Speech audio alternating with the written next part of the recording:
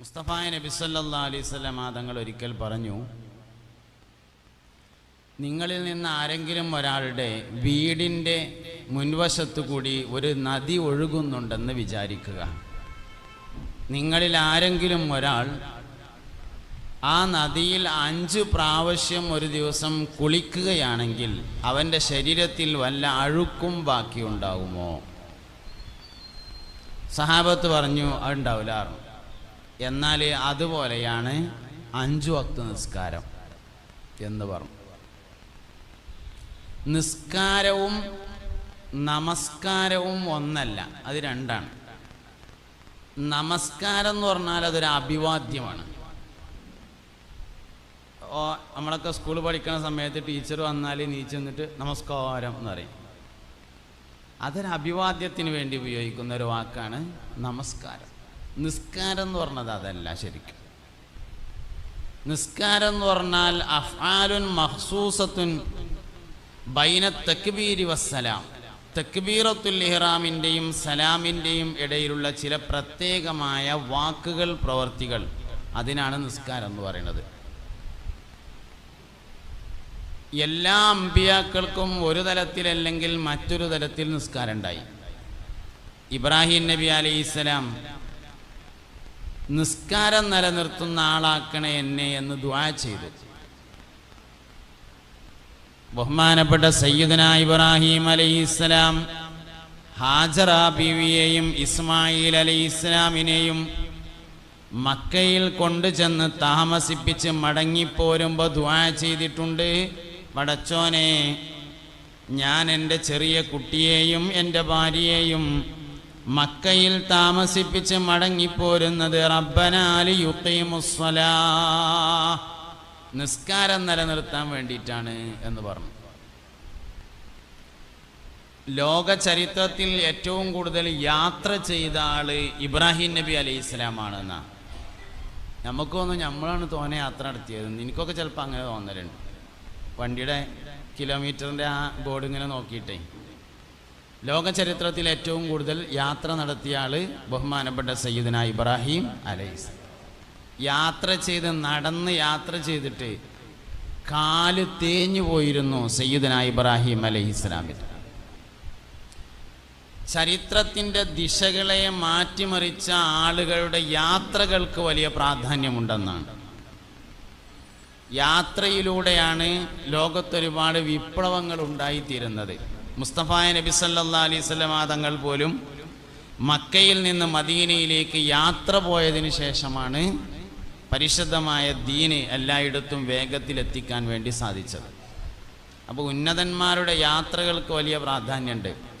സയ്യിദുന യാഖൂബ് നബി അലൈഹിസ്സലാം മിസ്റിലേക്ക് യാത്ര ചെയ്തത് ഖുർആൻ പരാമർശിക്കുന്നുണ്ട്.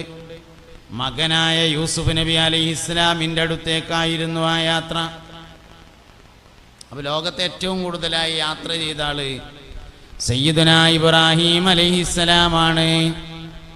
ഇബ്രാഹിം നബി അലൈഹിസ്സലാമിൻ്റെ യാത്രകളൊക്കെ അത്ഭുതകരമായ യാത്രകളായിരുന്നു. അതിൽപ്പെട്ട ഒരു യാത്രയാണ് മക്കയിലേക്ക് ഹാജറ ബീവിയെയും കൂട്ടിയിട്ടുള്ള യാത്ര. ഇന്നി അസ്കന്തു മിൻ ദുർരിയതി ബിവാദിൻ ഗൈരി ദീ സറഇൻ ഇൻദ ബൈതിക്കൽ മുഹറം റബ്ബനാ ലിയുഖീമുസ്സലാഹ്. ഇന്നി അസ്കന്തു, അല്ലാഹുവേ തീർച്ചയായും ഞാൻ താമസിപ്പിച്ചിരിക്കുന്നു, മിൻ ദുർരിയതി, പച്ചപ്പില്ലാത്ത ഒരു മലഞ്ചെരിവിൽ ഞാൻ താമസിപ്പിച്ചിരിക്കുന്നു. ഇന്ദ ബൈതിക്കൽ മുഹറം, പരിശുദ്ധമായ മസ്ജിദുൽ ഹറാമിൻ്റെ അടുത്ത്. റബ്ബനാ ലിയുഖീമുസ്സലാഹ്, അല്ലാഹുവേ നിസ്കാരം നിലനിർത്തുന്നതിന് വേണ്ടിയാണ് ഞാൻ അങ്ങനെ ചെയ്തിട്ടുള്ളത് എന്ന് പറഞ്ഞു സയ്യിദുന ഇബ്രാഹിം അലൈഹിസ്സലാം. മുൻകഴിഞ്ഞ അമ്പിയാക്കൾക്കൊക്കെ നിസ്കാരം ഉണ്ടായിരുന്നു, പക്ഷെ ഓൽക്കാർക്കും ബാങ്ക് ഉണ്ടായിരുന്നില്ല. ബാങ്ക് ഈ ഉമ്മത്തിൻ്റെ മാത്രം പ്രത്യേകതയാണ്. അതുകൊണ്ട് അതിന് നമുക്ക് തീരെ ഒഴിവ് കിട്ടൂല. അങ്ങനെയാണ് നിസ്കരിച്ചാൽ ചെന്നാൽ നമ്മളാരും ബാങ്ക് കൊടുക്കൂല, വേണ്ട അല്ലാഹു അക്ബർ എന്ന് അറിയാലാണ്. ഈ ഉമ്മത്തിൻ്റെ പ്രത്യേകതകളൊക്കെ നമുക്ക് മടിയിക്കാനും ഭയങ്കരമായിട്ട് ചില വിവരം നമ്മളെ വല്ലാതെ ഷീപ്പാക്കുമായി പെട്ടതാണ് ബാങ്ക് സുന്നത്താണ് എന്നുള്ള വിവരം. പൊന്നാനിയിൽ മൗനത്തുൽ ഇസ്ലാം സഭ എന്നുള്ളൊരു സ്ഥാപനമുണ്ട്. പുതുവിശ്വാസികൾ ഇസ്ലാം സ്വീകരിക്കുകയും പുതുവിശ്വാസികൾ ഇസ്ലാം പഠിക്കുകയും ചെയ്യുന്ന സ്ഥാപനമാണ് മൗനത്തുൽ ഇസ്ലാം സഭ. അങ്ങനെ കോഴിക്കോട് ഒരു സ്ഥാപനമുണ്ട്, തർബിയത്തുൽ ഇസ്ലാം സഭ എന്ന് പറഞ്ഞിട്ട്. ഈ രണ്ട് സ്ഥാപനത്തിൽ ചെന്നാലും ബാങ്ക് കൊടുക്കാതെ നിസ്കരിക്കണ ആരും കാണൂല. എല്ലാവരും ബാങ്ക് കൊടുത്തിട്ട് ഇക്കാമത്തും കൊടുത്തിട്ടാണ് അല്ലാഹു അക്ബർ നിസ്കരിക്കുക. നമ്മളെ പള്ളിക്ക് ചെന്നാൽ ബാങ്ക് ഇക്കാമത്തില്ല നിസ്കരിക്കുന്ന ആൾക്കാരെ കാണും. എന്താ വ്യത്യാസം എന്ന് ചോദിച്ചാൽ ഓൽക്കത് സുന്നത്താന്ന് അറിയില്ല. എവിടെ? പൊന്നാനിയിലും തർബിയത്തിലുള്ള പുതുവിശ്വാസികൾക്ക് ഇത് സുന്നത്താന്നറിയില്ല. ഞമ്മക്കത് സുന്നത്താണെന്ന് അറിഞ്ഞു എന്നുള്ളതാണ് നമ്മൾ കൊടുക്കാത്തതിൻ്റെ കാരണം. ചില വിവരം നമുക്ക് തോന്നും ഭയങ്കര ഉപകാരമുള്ള വിവരമാണെന്ന്, ചില വിവരം ഭയങ്കര ഉപദ്രവം ചെയ്യും. അതിൽപ്പെട്ടതാണത്. അപ്പോൾ ഈ ഉമ്മത്തിന് മാത്രമല്ല, നിസ്കാരം മറ്റു ഉമ്മത്തികൾക്ക് ഉണ്ടായിട്ടുണ്ട്. ഇതേപോലെയുള്ള 5 വക്ത് നിസ്കാരം ഇക്കൊള്ളണമെന്നില്ല കേട്ടോ. പലർക്കും പല നിസ്കാരമാണ്. 1 റക്അത്ത്, 2 റക്അത്ത്, 1 നിസ്കാരം, 2 നിസ്കാരം, അങ്ങനെയൊക്കെ പല നിസ്കാരങ്ങളുമാണ്. എന്തായാലും ഒറ്റ ഉമ്മത്തിനും ബാങ്കില്ല. എന്താ കാരണം ബാങ്കില്ലാതിരിക്കാൻ? മുസ്തഫായ നബി സല്ലല്ലാഹു അലൈഹി വസല്ലമ തങ്ങളുടെ പേര് മാത്രമേ ഭൂമിയിൽ ഉറക്കെ വിളിച്ചു പറയണമെന്ന് അള്ളാഹു ഉദ്ദേശിച്ചിട്ടുള്ളൂ എന്നതാണ് അതിൻ്റെ കാരണം. മൂസാ നബി അലൈഹി ഇസ്ലാമിൻ്റെ ഉമ്മത്തിന് ബാങ്ക് ഉണ്ടായിരുന്നുവെങ്കിൽ അഷ്ഹദു അല്ലാ ഇലാഹ ഇല്ലല്ലാഹ് അഷ്ഹദു അന്ന മൂസാ റസൂലുള്ളാഹ് എന്ന് വിളിച്ചു പറയേണ്ടി വരുമായിരുന്നു. അള്ളാഹു അങ്ങനെ ഒരാളുടെ പേര് വിളിച്ചു പറയാൻ ഉദ്ദേശിച്ചിട്ടില്ല. ഒരാളുടെ പേര് മാത്രം വിളിച്ചു പറയാനേ ഉദ്ദേശിച്ചിട്ടുള്ളൂ. വറഫഅനാ ലക ദിക്റക, നബിയെ നിങ്ങളുടെ പേരിനെ പറയൽ നാം ഉയർത്തിയിരിക്കുന്നു എന്ന് പരിശുദ്ധ ഖുർആൻ പറഞ്ഞിട്ടുണ്ട്. അതുകൊണ്ട് ഈ ഉമ്മത്തിന് മാത്രമാണ് ബാങ്ക് ഉള്ളത്. അതുകൊണ്ട് ആരും ബാങ്ക് കൊടുക്കാതെ ഫർദ് നിസ്കരിക്കരുത്. ബാങ്ക് ഇക്കാമത്തും കൊടുക്കണം. സ്ത്രീകൾ ഇക്കാമത്ത് മാത്രം കൊടുക്കണം. പുരുഷന്മാർ ബാങ്ക് ഇക്കാമത്തും കൊടുക്കണം. ഫർദ് നിസ്കരിക്കുമ്പോൾ വളരെ ശക്തമായ സുന്നത്താണ് ഫർദ് നിസ്കാരങ്ങൾക്ക് ബാങ്ക് ഇക്കാമത്ത്. അപ്പോൾ ഒറ്റക്ക് നിസ്കരിക്കുകയാണെങ്കിലും കൂട്ടമായി നിസ്കരിക്കുകയാണെങ്കിലും ബാങ്ക് ഇക്കാമത്തും കൊടുത്തിട്ട് നിസ്കരിക്കാവൂ. വീട്ടിൽ നിസ്കരിക്കുകയാണെങ്കിലും പിശാചിന് ഏറ്റവും ദേഷ്യമുള്ള ശബ്ദമാകുന്നു ബാങ്കിൻ്റെ ശബ്ദം. ശൈത്താൻ ഏറ്റവും ദേഷ്യമാണ്. നാളെ അന്ത്യനാളിൽ ഖിയാമത്ത് നാളിൽ അല്ലാഹു റബ്ബുൽ ഇസ്സത്ത് തൻ്റെ അടിമകളെ ഒരുമിച്ച് കൂട്ടുമ്പോൾ ചില ആളുകളുടെ തല ഉയരത്തിൽ കാണപ്പെടുന്നതാണെന്നും അവർ പള്ളിയിൽ നിന്ന് നിസ്കരിക്കാൻ വേണ്ടി ബാങ്ക് വിളിച്ചവരായിരിക്കുമെന്നും ഹബീബുനാ റസൂലുള്ളാഹി. എല്ലാ മനുഷ്യന്മാർക്കും അടയാളം ഉണ്ടാവുന്നതാണ്. നിസ്കരിച്ചവന് അടയാളമുണ്ട്, നിസ്കരിച്ചാത്തവന് അടയാളമുണ്ട്. മുസ്ലിമിൻ്റെ മുഖത്ത് നോക്കിയാൽ അറിയാം, മുസ്ലിം അല്ലാത്തവൻ്റെ മുഖത്ത് നോക്കിയാൽ അറിയാം, മുനാഫിഖിൻ്റെ മുഖത്ത് നോക്കിയാൽ അറിയാൻ പറ്റും, ബിദഅത്തുകാരൻ്റെ മുഖത്ത് നോക്കിയാൽ അറിയാൻ പറ്റും, കള്ളുടിയൻ്റെ മുഖത്ത് നോക്കിയാൽ അറിയാം, ചീട്ടളിക്കാരൻ്റെ മുഖത്ത് നോക്കിയാൽ അറിയാം, വ്യഭിചാരിയുടെ മുഖത്തേക്ക് നോക്കിയാൽ അറിയാം. എല്ലാവർക്കും അടയാളമുണ്ട്. ദുനിയാവിലും അടയാളമുണ്ട്, ആഖിറത്തിലും അടയാളമുണ്ട്. ദുനിയാവിലും അടയാളമുണ്ട്, ആഖിറത്തിലും അടയാളമുണ്ട്. ഒതുണ്ടാക്കുന്ന ആളുകൾ ഖിയാമത്ത് നാളിൽ വരുമ്പോൾ ഇന്ന ഉമ്മത്തി യുദൗന യൗമൽ ഖിയാമത്തി ഗുർറം മുഹജ്ജലീന മിൻ ആസാരിൽ വുളൂ ഹബീബുനാ റസൂലുള്ളാഹി. എൻ്റെ ഉമ്മത്ത് നാളെ മഹ്ശറയിൽ വരുന്ന സമയത്ത് മുഖവും കൈകാലുകളും വെളുത്തവരെ എന്ന് വിളിക്കപ്പെടും. മിൻ ആസാരിൽ വുളൂ, ഈ വുളൂഇൻ്റെ അടയാളം വുളൂഇൻ്റെ വെള്ളം തട്ടിയ കാരണത്താൽ, വുളൂഇൻ്റെ അസറുള്ളതിനാൽ മുഖവും കൈകാലുകളും വെളുത്തവരായിരിക്കും. വെളുക്കുക എന്ന് പറഞ്ഞാൽ പ്രകാശിക്കുക എന്നാണ് അർത്ഥം. മുഖത്തും കയ്യുമ്മയും കാലുമൊക്കെ പ്രത്യേകമായ ഒരു ലൈറ്റ് ഉണ്ടാവും ഒതുണ്ടാക്കിയ ആൾക്കാർ വരുമ്പോൾ എന്നാണ് മഹ്ശറയിൽ. അങ്ങനെ എല്ലാവർക്കും അടയാളം ഉണ്ടാവുന്നതാണ്. പലിശക്കാരൻ വരുമ്പോൾ അവൻ്റെ വയറ് വീർത്തിട്ട് എഴുന്നേറ്റ് നിൽക്കാൻ കഴിയാത്ത തരത്തിലായിരിക്കും വരിക. വട്ടിപ്പലിശ എന്നുള്ള പേരായി ഇന്ന് വന്നതാണ്. മഹ്ശറയിൽ വരുമ്പോൾ പള്ള വീർത്തുങ്ങാണ്ടാണ് വരിക. ലാ യഖൂമൂന ഇല്ലാ കമാ യഖൂമുല്ലദീ യതഖബ്ബതു ശൈത്താനു മിനൽ മസ്. കുറുക്കളക്കുള്ളവൻ വരുമ്പോൾ ഈ കരം വരിക എന്നാണ്. നീച്ചുമ്പോൾ തന്നെ ഒരു സൈഡിക്ക് മറിയും, അപ്പോൾ തന്നെ മറ്റേ സൈഡിക്ക് മറിയും. അങ്ങനെ വയറ് താങ്ങിയ പൊന്താത്ത അങ്ങനെ ഈ കരം. എല്ലാവർക്കും അടയാളം ഉണ്ടാവും. സക്കാത്ത് കൊടുക്കാത്തവൻ മഹ്ശറയിൽ വരുമ്പോൾ കഴുത്തിൽ ചങ്ങലകൾ തൂക്കിയിട്ടുണ്ടാവും. ആ ചങ്ങലയുടെ ഭാരവുമായി അവന് നടക്കാൻ കഴിയാതെ വരും. വ്യഭിചാരിയായ ആള് മഹ്ശറയിൽ വരുമ്പോൾ ഗുഹ്യത്തിലൂടെ ഒരു ചലമൊലിച്ചു കൊണ്ടിരിക്കുമെന്നും നരകത്തിൽ അവൻ്റെ തൊട്ടടുത്ത് കിടക്കുന്ന ആൾ അവനെ ആക്ഷേപിച്ചു കൊണ്ടിരിക്കുമെന്നും മുഹമ്മദ് നബി സല്ലല്ലാഹു അലൈഹി വസല്ലം പഠിപ്പിച്ചു. എല്ലാ മനുഷ്യന്മാർക്കും അടയാളമുണ്ട്. നല്ലവർക്കും അടയാളമുണ്ട്, ആകാത്തവർക്കും അടയാളമുണ്ട്. വാക്കും പ്രവൃത്തിയും ഒരുപോലെയാകാത്ത മനുഷ്യൻ ഖിയാമത്ത് നാളിൽ വരും, അടയാളം ഉണ്ടാവും. ഇങ്ങനെ എല്ലാവർക്കും അടയാളം ഉണ്ടാവും. അപ്പോൾ ബാങ്ക് വിളിക്കുക എന്ന് പറഞ്ഞത് വളരെ പ്രധാനപ്പെട്ട ഒരു സുന്നത്താണ് നിസ്കാരത്തിന്, ഫർദ് നിസ്കാരത്തിന്. നിസ്കാരത്തിൻ്റെ കാര്യത്തിൽ ശ്രദ്ധിക്കണം. മുഅ്മിനിൻ്റെയും കാഫിറിൻ്റെയും ഇടയിലുള്ള വ്യത്യാസം നിസ്കരിക്കുന്നുണ്ടോ ഇല്ലേ എന്നുള്ളതാണ് എന്ന് മുസ്തഫായ നബി സല്ലല്ലാഹു അലൈഹി വസല്ലം പഠിപ്പിച്ചു.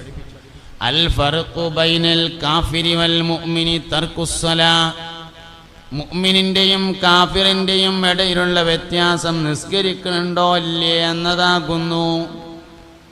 അതുകൊണ്ട് ഒരാൾ മുഅ്മിനാണ് എന്ന് പറയണമെങ്കിൽ അതിൻ്റെ ഏറ്റവും പ്രധാനപ്പെട്ട ഒരു അടയാളമാണ് നിസ്കരിക്കുന്നുണ്ടോ ഇല്ലേ എന്നത്. നിസ്കാരത്തിൻ്റെ കാര്യത്തിൽ വളരെയധികം സൂക്ഷ്മതയുണ്ടായിരിക്കണം. ലോകത്തെ എല്ലാ വസ്തുക്കളും നിസ്കരിക്കുന്നതാണ്. നിസ്കാരത്തിലെ ഏറ്റവും പ്രധാനപ്പെട്ട ഭാഗം സുജൂദാണ്. നിസ്കാരത്തിലെ ഏറ്റവും പ്രധാനപ്പെട്ടത് സുജൂദാണ്. ലോകത്തെ എല്ലാ വസ്തുക്കളും സുജൂദിലാണെന്ന് പരിശുദ്ധ ഖുർആൻ പറഞ്ഞിട്ടുണ്ട്. വന്നജ്മു വശ്ശജറു യസ്ജുദാൻ വസ്സമാഅ റഫഅഹാ വവളഅൽ മീസാൻ. വന്നജ്മു നക്ഷത്രങ്ങളും വശ്ശജറു മരങ്ങളും യസ്ജുദാൻ അവകൾ സുജൂദ് ചെയ്യുന്നു. നമ്മൾ ദിവസത്തിൽ 5 നേരാണ് സുജൂദ്, മരം 24 മണിക്കൂറാണ് സുജൂദ്. വന്നജ്മു വശ്ശജറു യസ്ജുദാൻ വസ്സമാഅ റഫഅഹാ വവളഅൽ മീസാൻ അല്ലാ തത്ഗൗ ഫിൽ മീസാൻ വഅഖീമുൽ വസ്ന ബിൽ ഖിസ്തി വലാ തുഖ്സിറുൽ മീസാൻ. അല്ലാഹു സുബ്ഹാനഹു വ തആല പറഞ്ഞു. അപ്പോൾ പരിശുദ്ധ ഖുർആനിൽ ധാരാളം സ്ഥലങ്ങളിൽ നിസ്കാരത്തെക്കുറിച്ച് പരാമർശമുണ്ട്. പരിശുദ്ധമായ ഹദീസിൽ ധാരാളം സ്ഥലങ്ങളിൽ നിസ്കാരത്തെക്കുറിച്ചുള്ള പരാമർശമുണ്ട്. വലൈക്കും സലാം. മുസ്തഫ നബി സല്ലല്ലാഹു അലൈഹി വസല്ലം തങ്ങൾക്ക് ഫർദ് നിസ്കാരം നിർബന്ധമാകുന്നതിൻ്റെ മുമ്പ് സുന്നത്ത് നിസ്കാരം നിർബന്ധമായിട്ടുണ്ട്. നബി തങ്ങൾക്ക് ഫർദ് നിസ്കാരം നിർബന്ധമാകുന്നത് നുബുവത്തിൻ്റെ 2-ാം വർഷമാണ്. എന്നാൽ അതിൻ്റെ മുമ്പ് സുന്നത്ത് നിസ്കാരമുണ്ട്. ആദ്യം ഇറങ്ങിയ ആയത്ത് ഇഖ്റ ബിസ്മിയാണ്. ഇഖ്റ ബിസ്മി റബ്ബിക്കല്ലദീ ഖലഖ് ഖലഖൽ ഇൻസാന മിൻ അലഖ് ഇഖ്റ വറബ്ബുക്കൽ അക്റമുല്ലദീ അല്ലമ ബിൽ ഖലം അല്ലമൽ ഇൻസാന മാ ലം യഅലം. ആദ്യം ഇറങ്ങിയത് അതാണ്. പിന്നെ ഇറങ്ങിയത് യാ അയ്യുഹൽ മുദ്ദസ്സിർ എന്ന ആയത്താണ്. യാ അയ്യുഹൽ മുദ്ദസ്സിർ. പിന്നെ ഇറങ്ങിയത് യാ അയ്യുഹൽ മുസമ്മിൽ ഖുമിൽ ലൈല ഇല്ലാ ഖലീലാ നിസ്ഫഹു ഔ ഇൻഖുസ് മിൻഹു ഔ സിദ് അലൈഹി വറത്തിലിൽ ഖുർആന തർതീലാ ഇന്നാ സനുൽഖി അലൈക ഖൗലൻ സഖീലാ ഇന്ന നാശിഅത്തൽ ലൈലി ഹിയ അശദ്ദു വത്അൻ വഅഖ്വമു ഖീലാ. ഇതാണ് 3-ാമത് ഇറങ്ങിയ ആയത്ത്. ആ ആയത്തിൽ നിസ്കരിക്കാൻ പറയുന്നുണ്ട്. പക്ഷെ അത് ഫർദ് നിസ്കാരമല്ല. പിന്നെ ഏത് നിസ്കാരം? രാത്രി എഴുന്നേറ്റ് നിന്നിട്ട് നിസ്കരിക്കാനാണ് പറയുന്നത്. തഹജ്ജുദ് നിസ്കാരം. നബി സല്ലല്ലാഹു അലൈഹി വസല്ലം തങ്ങൾക്ക് തഹജ്ജുദ് നിസ്കാരം നിർബന്ധമായിരുന്നു. നമുക്ക് സുന്നത്താണ്. നമുക്കില്ലാത്ത ഒരുപാട് പ്രത്യേകത നബിതങ്ങൾക്കുണ്ട് സല്ലല്ലാഹു അലൈഹി വസല്ലം. ഞമ്മക്കില്ലാത്ത നബിതങ്ങൾക്കുള്ള പ്രത്യേകതയിൽ ആകെ നമുക്ക് അറിയണത് ഒരു പ്രത്യേകതയുള്ളൂ. നമുക്ക് 4 പെണ്ണേ കെട്ടാൻ പറ്റുള്ളൂ, നബിതങ്ങൾക്ക് 9 പെണ്ണ് കെട്ടാന്നുള്ളത് മാത്രമേ നമുക്കറിയാം. അത് മാത്രമൊന്നല്ല, ഞമ്മക്ക് തഹജ്ജുദ് നിസ്കാരം സുന്നത്താണ്, നബിതങ്ങൾക്ക് തഹജ്ജുദ് നിസ്കാരം നിർബന്ധമാണ്. മുസ്തഫ നബി സല്ലല്ലാഹു അലൈഹി വസല്ലം തങ്ങൾക്ക് തഹജ്ജുദ് നിസ്കാരം നിർവഹിക്കാതിരിക്കാൻ കഴിയില്ല. ഫർദ് നിസ്കാരം നിർബന്ധമാകുന്നതിന് മുമ്പ് നബിതങ്ങൾക്ക് തഹജ്ജുദ് അല്ലാഹു തആല നിർബന്ധമാക്കിയിട്ടുണ്ട്. അതാണ് ഈ ആയത്ത്. യാ അയ്യുഹൽ മുസമ്മിൽ ഖുമിൽ ലൈല, രാത്രി നിങ്ങൾ എഴുന്നേൽക്കുക. യാ അയ്യുഹൽ മുസമ്മിലു ഖുമിൽ ലൈല ഇല്ലാ ഖലീലാ ഔ സിദ് അലൈഹി വറത്തിലിൽ ഖുർആന തർതീല ഇന്നാ സനുൽഖി അലൈക ഖൗലൻ സഖീല. രണ്ട് കാര്യങ്ങളാണ് ഈ ആയത്തിൽ പറയുന്നത്. ഒന്ന് തഹജ്ജുദ് നിസ്കരിക്കാനും മറ്റൊന്ന് ഖുർആൻ പാരായണം ചെയ്യാനും. അപ്പോൾ നബി തങ്ങൾക്ക് ഒരുപാട് പ്രത്യേകത ഉണ്ട്. നബി തങ്ങളുടെ വേറൊരു പ്രത്യേകതയാണ് മുസ്തഫ നബി സല്ലല്ലാഹു അലൈഹി വസല്ലമ തങ്ങൾ കല്യാണം കഴിച്ച ഒരു സ്ത്രീയെ വേണ്ടാന്ന് തോന്നിയാലും തൊലാക്ക് എല്ലാം പാടില്ല എന്നാണ്. നമുക്ക് വേണ്ടാന്ന് പറഞ്ഞാൽ അജാൻ്റെ ഒടുക്ക് വയ്ക്കുക മൂന്നും പിരിച്ചു എന്ന് പറയാം. നബി തങ്ങൾക്ക് ഭാര്യയെ തൊലാക്ക് എല്ലാം പാടില്ല. പറയണത് എന്താ വെച്ചാൽ നമുക്ക് ആകെ ഒരു പ്രത്യേകത അറിയുള്ളൂ എന്നുള്ള അങ്ങനെയല്ല, ഒരുപാട് പ്രത്യേകതകളുണ്ട്. അതിൽപ്പെട്ടൊരു പ്രത്യേകതയാണ് എല്ലാവർക്കും 4 ആവുമ്പോൾ നബി സല്ലല്ലാഹു അലൈഹി വസല്ലം തങ്ങൾക്ക് 9 കല്യാണം പറ്റും എന്നുള്ളത്. അതുകൊണ്ടാണ്. അപ്പോൾ ഒരുപാട് പ്രത്യേകതകൾ നബി തങ്ങൾക്കുണ്ട് സല്ലല്ലാഹു അലൈഹി വസല്ലം. നമുക്കെല്ലാവർക്കും തഹജ്ജുദ് നിസ്കാരം സുന്നത്തേ ഉള്ളൂ. റമദാന് തഹജ്ജുദ് നിസ്കാരം തുടങ്ങാൻ പറ്റിയ മാസമാണ്. കാരണം എന്തായാലും നമ്മൾ സുബഹിൻ്റെ മുമ്പ് നീച്ചുമല്ലോ, എന്തായാലും സുബഹിൻ്റെ മുമ്പ് എഴുന്നേൽക്കും. തഹജ്ജുദ് നിസ്കാരം തുടങ്ങുകയാണെങ്കിൽ റമദാനിൽ തുടങ്ങാൻ പറ്റിയ ഏറ്റവും നല്ല മാസമാണ്. പിന്നെ പെരുന്നാൾ മാസം കണ്ടുകൊണ്ട് നിർത്തരുത് എന്ന് മാത്രം. പിന്നെ അങ്ങനെ ജീവിതാന്ത്യം വരെ തുടർന്ന് പോകണം. ഓരോ കൊല്ലം കഴിയുമ്പോഴും നമ്മുടെ ജീവിതത്തിൽ എന്തെങ്കിലും ഒരു മാറ്റം വേണം. എന്നാലേ നമുക്കൊരു ആയുസ്സിലെ ഒരു കൊല്ലം മുതലാവുള്ളൂ എന്നാണ്. നമ്മൾ ദീർഘായുസ്സിന് തോരക്കുമല്ലോ, പടച്ചോനെ ദീർഘായുസ് തരണേ, ആഫിയത്ത് തരണേ, സിഹത്ത് തരണേ, സലാമത്ത് തരണേ, വണ്ടിൻ്റെ ചോട്ട് പെടുത്തരുതേ, റോട്ടന്മാരക്കരുതേ എന്നൊക്കെ നമ്മളിങ്ങനെ തോരക്കും പടച്ചോനോട്. സംഗതി റോഡന്മാരഞ്ഞാൽ ഷഹീദിൻ്റെ കൂലിട്ടും, വണ്ടിൻ്റെ ചോട്ട് വെട്ടാൽ ഷഹീദിൻ്റെ കൂലിട്ടും, വെള്ളത്തിൽ കൂടി ഒലിച്ചു പോയാൽ ഷഹീദിൻ്റെ കൂലിട്ടും, പ്രസവത്തിൽ മരിച്ചാൽ ഷഹീദിൻ്റെ കൂലിട്ടും, മേത്ത് കൂടെ മരം വീണാൽ ഷഹീദിൻ്റെ കൂലിട്ടും, പാമ്പടിച്ച് മരിച്ചാൽ ഷഹീദിൻ്റെ കൂലിട്ടും. പക്ഷെ നമ്മൾ ദ്വാരക്കും എന്ത് അതൊന്നും വേണ്ടാന്ന് വെച്ചിട്ടാണ് ദ്വാരക്കണത്. അള്ളാഹുവേ ദീർഘായുസ് തരണേ, ആഫിയത്ത് തരണേ, സിഹത്ത് തരണേ, സലാമത്ത് തരണേ. നമ്മളെല്ലാവരും ദ്വാരക്കും. ദ്വാരക്കേണ്ട തന്നെയാണ്. അള്ളാഹു നമുക്കെല്ലാം ആഫിയത്തും ദീർഘായുസ്സും സിഹത്തും സലാമത്തും തരട്ടെ. എന്തിനാ ദ്വാരക്കണെന്ന് നിങ്ങൾ ഒരു കൊല്ലം ഏറെ ദുന്യാവിൽ കടന്നാൽ ഒരു കൊല്ലത്തെ ഈമാനും തഖ്വയും സബ്റും തവക്കുലും വർദ്ധിക്കണം. 70 വയസ്സുള്ള ആൾക്കും 71 വയസ്സുള്ള ആൾക്കും ഒരേ ഈമാൻ പോരാ. 50 വയസ്സുള്ള ആൾക്കും 48 വയസ്സുള്ള ആൾക്കും ഒരേ ഈമാൻ ഉണ്ടായാൽ പോരാ. ഒരു കൊല്ലം ഏറെ ദുന്യാവിൽ താമസിച്ചാൽ ഒരു കൊല്ലത്തെ ഏറെയുള്ള തഖ്വയും വേണം, ഒരു കൊല്ലം ഏറെയുള്ള ഈമാൻ വേണം, ഒരു കൊല്ലം ഏറെയുള്ള തവക്കുൽ വേണം, ഒരു കൊല്ലം ഏറെയുള്ള സബ്ർ വേണം. ഇതുണ്ടായാലേ ഒരു കൊല്ലം മുതലായതുള്ളൂ. കഴിഞ്ഞല്ലോ റമദാൻ്റെ തുടക്കത്തിൽ വന്നുങ്ങാണ്ട് ആ മുസാഫിന് മറിച്ചുങ്ങാണ്ട് തുടങ്ങി ഒരു 4 പേജ്. ഇക്കൊല്ലം റമദാൻ 1 വന്നുങ്ങാണ്ട് മുസാഫ് മറിച്ചുങ്ങാണ്ട് തുടങ്ങി 4 പേജ്. കഴിഞ്ഞൊല്ലും 4 പേജ് തന്നെയാണ്, ഇക്കൊല്ലം 4 പേജ് തന്നെയാണെങ്കിൽ ഒരു കൊല്ലം വെറുതെ ഇവിടെ ചാടിക്കളിച്ച് നടന്നതിന് ഒരു കാര്യമില്ലാതായി. എത്രങ്ങാനും ബിരിയാണിയാണ് തിന്നുകാണ്ട് കക്കൂസ് കൊണ്ടുപോയിട്ടത്, ഒരു ഉപകാരമില്ലാതാവും. ഒരു കൊല്ലം ജീവിച്ചതിന് കാര്യം ഉണ്ടാണെങ്കിൽ കഴിഞ്ഞ കൊല്ലമില്ലാത്ത എന്തെങ്കിലും ഒരു മാറ്റക്കൊല്ലം വേണം. തഹജ്ജുദ് തഹജ്ജുദ് തുടങ്ങുകയാണെങ്കിൽ തുടങ്ങാൻ പറ്റിയ ഏറ്റവും പറ്റിയ മാസം റമദാൻ. കാരണം എന്തായാലും നമ്മൾ സുബഹിൻ്റെ മുമ്പ് എഴുന്നേൽക്കും. പിന്നെ ചില ആൾക്കാർ പറയും ഞാൻ അത്തായൊന്നും കഴിക്കലില്ല, ഞാൻ രാത്രി എന്തെങ്കിലും തിന്നുകാണ്ട് കടന്നാൽ പിന്നെ അത്തായത്തിനൊന്നും നീച്ചൂല, അങ്ങനെ നോമ്പ് വലിക്കലാണെന്ന്. മൂപ്പര് ചില വലിയ സംഭവമാണെന്നാണ്. നോമ്പിൻ്റെ ഏറ്റവും മുഅക്കദായ ഒരു സുന്നത്താണ് അത്തായം കഴിക്കൽ. അത് ചെയ്യണില്ല എന്ന് പറഞ്ഞാൽ എന്താ അപ്പം അതിൻ്റെ അർത്ഥം? റമദാനിലെ നോമ്പിൻ്റെ ഏറ്റവും മുഅക്കദായ ഒരു സുന്നത്താണ് അത്തായം കഴിക്കുക എന്ന് പറയണത്. അത് ചെയ്യണില്ല എന്നാണ് പോൻ ഈ പറയണതിൻ്റെ കഴിക്കലില്ല എന്ന് പറഞ്ഞാൽ അതിൻ്റെ അർത്ഥം. അതിനൊരു നിലവാരമില്ല. രാത്രി പകുതി കഴിഞ്ഞതിൻ്റെ ശേഷം എഴുന്നേൽക്കണം, അത്തായം കഴിക്കണം. അതിൻ്റെ ഒപ്പം 2 റക്അത്ത് ഒന്നാണ്ട് ഒതുണ്ടാക്കിയാൽ ഏതായാലും മൂത്രമൊഴിക്കും, കയ്യും കാലും കെക്കും. അതിൻ്റെ ഒപ്പം മോറൊന്ന് കഴുകി തല ഒന്ന് തോണ്ടിയാൽ ഒതുവായി. മുഖം ഏതായാലും കഴുകുമല്ലോ, കയ്യും ഏതായാലും കഴുകും, കാലും കഴുകും, മൂത്രമൊഴിക്കലും നടക്കും. ഇനി ബാക്കി എത്രയേ ഉള്ളൂ? ഒന്ന് വെള്ളമാക്കിയാണ്ട് തലമൊന്ന് തോണ്ടൽ മാത്രമാണ് ഫർദിൽ ബാക്കിയുള്ളത്. അതും കൂടി കഴിഞ്ഞാൽ ഒതുവായി.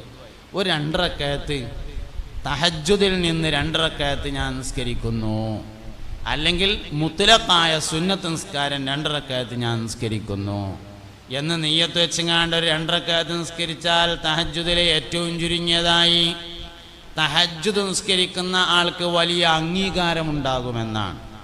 ഓൻ്റെ മക്കൾ ഓൻ പറഞ്ഞാൽ കേൾക്കും. നാട്ടുകാരോൻ പറഞ്ഞാൽ കേൾക്കും. പഴയ കാലത്ത് നമ്മളെ നാട്ടിലൊക്കെ മൊല്ലാക്കാരുണ്ടാവും, പള്ളിക്ക് വാങ്ങിക്കൊടുക്കണേ മൊല്ലാക്കാരുണ്ടാവും. അസർ നിസ്കാരം കഴിഞ്ഞിട്ട് മൊല്ലാക്ക പെരേന്ന്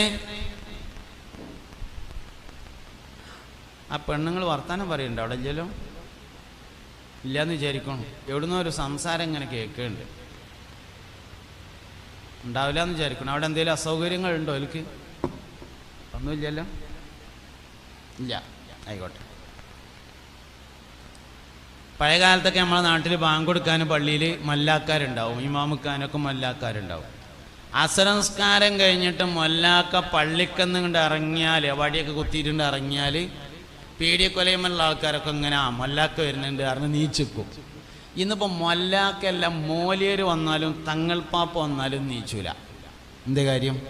മൊല്ലാക്ക വരുമ്പോൾ നീച്ചാൻ തോന്നുന്നതിൻ്റെ കാരണം മൊല്ലാക്കാക്ക് 2 ഗുണങ്ങളുണ്ടായിരുന്നു എന്നതാണ്.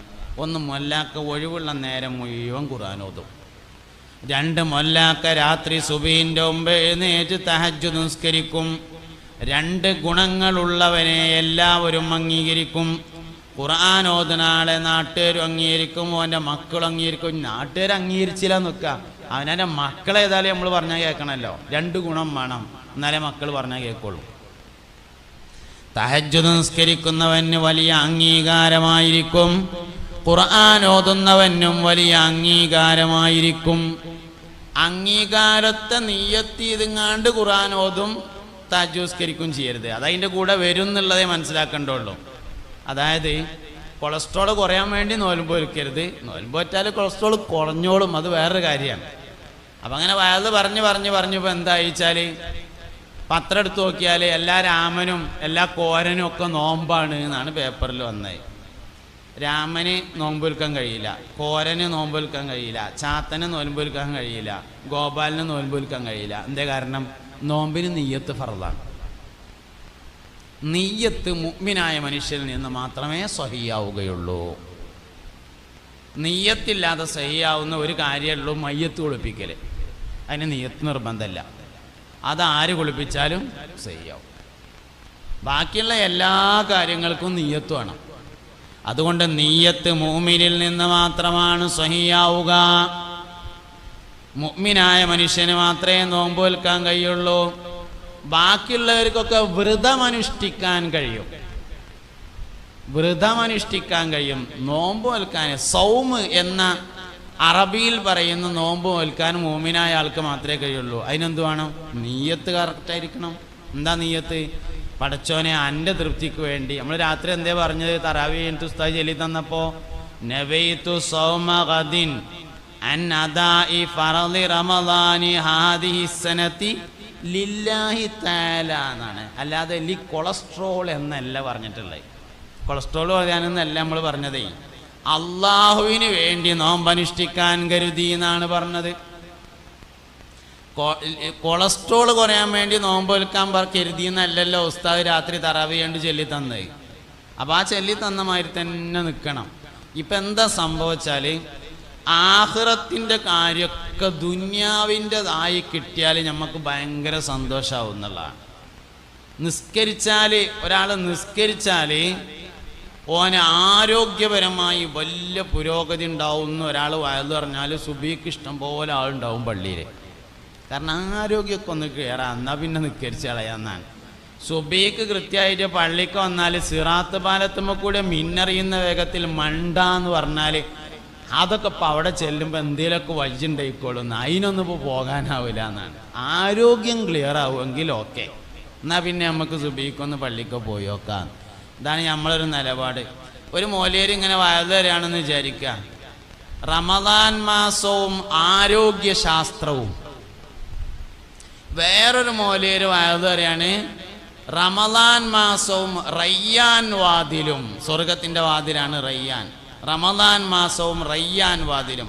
രണ്ടും രാവിലെ 10 മണിക്ക് തന്നെ എന്ന് വിചാരിച്ചോളി, രണ്ടും നടന്നു പോകാൻ പറ്റുന്ന സ്ഥലത്ത് തന്നെ എന്ന് വിചാരിച്ചോളി. എന്നാൽ നമ്മൾ ഏതിനേ പോവുള്ളൂ? റമദാൻ മാസവും ആരോഗ്യശാസ്ത്രവും. അതൊന്ന് കേട്ട് കളയാം, എന്നാൽ നമ്മളെ ജീവിതത്തിന് എന്തെങ്കിലും ഒരു മാറ്റം ഉണ്ടായാലോ, ആരോഗ്യമൊക്കെ ഒന്ന് ഉഷാറായെങ്കിലോ എന്നാണ്. നമ്മൾ നിൽക്കാരെന്ന് വരുമ്പോൾ ഒക്കെ ഈ കോലത്തിലായി. നമ്മളെ നിസ്കാരവും നോമ്പും പരിപാടികളൊക്കെ ഏകദേശം ഈ രൂപത്തിലായിട്ടുണ്ട്. ഹജ്ജ് പിന്നെ എടുക്കാനില്ല. ഹജ്ജിനിപ്പോൾ നമ്മൾ പോകുക എപ്പോഴാച്ചാൽ കല്യാണ നിശ്ചയത്തിന് ചെന്നോർത്തുന്ന ആൾക്കാരൊക്കെ ആചാര്യേന്ന് വിളി തുടങ്ങണം. അങ്ങനെ ഒരു 5-6 വിളിന് കേൾക്കുമ്പോൾ ഇഞ്ഞും പോയില്ലെങ്കിൽ സ്വീപ്പല്ലേ എന്ന് തോന്നിയിട്ടാണ് അപേക്ഷ കൊടുക്കൽ. അപേക്ഷ കൊടുക്കാൻ ആകെ 300 റുപ്യൻ്റെ ചിലവേ ഉള്ളൂ. അത് നമ്മൾ ആലോചിക്കൂല. അതൊക്കെ ഇപ്പോൾ തൗഫീക്ക് ഉണ്ടെങ്കിൽ അപ്പോൾ പോകാമെന്നാണ് നമ്മൾ വിചാരിക്കണത്. തൗഫീക്ക് ഉണ്ടായിട്ട് നീയത്ത് വെക്കലുണ്ടാവില്ല. നീയത്ത് വെച്ചിട്ട് തൗഫീക്ക് ഉണ്ടായാലേ ഉണ്ടാവുള്ളൂ. ഞാൻ പറഞ്ഞ നിങ്ങൾക്ക് മനസ്സിലായോ എന്നറിയില്ല. ഒരാൾക്ക് തൗഫീക്ക് വന്നിട്ട് നീയത്ത് വെക്കൂല. നീയത്ത് വെച്ചാൽ തൗഫീക്ക് വരികയാണ് ചെയ്യുക. നീയത്ത് നല്ലതെങ്കിലെന്തും ചെയ്യടോ, തൗഫീക്ക് പിന്നിൽ നിന്ന് തള്ളിത്തരുമടോ. തവസ്താദ് പാടിയതാണ്. അള്ളാഹു അവരെ കൂടെ നമ്മളെ സ്വർഗത്തിൽ ഒരുമിച്ച് കൂട്ടിത്തരട്ടെ. ഇത്ര ഉഷാറായിട്ട് ആരാ പറഞ്ഞുതരാം? തൗഫീക്ക് പിന്നിന്ന് തള്ളണതാണ്, മുന്നിൽ വന്നിട്ട് കയറിട്ട് വലിച്ചുകൊണ്ടുപോകില്ല. കൊണ്ടുപോകില്ല. അപ്പം നീയത്ത് ആദ്യം വരണം. ചെയ്യണമെന്ന് കരുതിയാലേ തൗഫീക്ക് വരുള്ളൂ. ചെയ്യണമെന്ന് കരുതാത്ത ഒരു വിഷയത്തിനും തൗഫീക്ക് വരില്ല.